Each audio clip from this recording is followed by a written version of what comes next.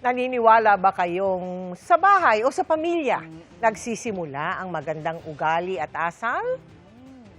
Ito po, mga kapuso, ma'am, sa Naga City, may batang 2 taong gulang lamang, pero naaasahan na raw ng kanyang mga magulang. Abay, patok sa mga netizen ang batang yan na tinawag pang strong and independent baby boy. Tingnan nyo kung paano ligpitin ni Baby Riel Aliparde ang kanyang mga gamit at laruan. Mag-isa lang din niyang tiniklop, pati ang kanyang maliit na mesa. Sunod naman niyang inilatag ang kanyang higaan. Ang galing nitong batang ito.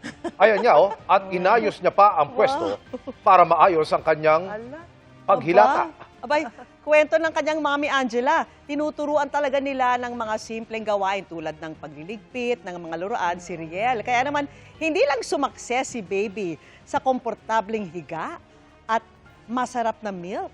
Sabay tapik sa sarili. Kampante syempre, pati ang kanyang mommy. Ayan.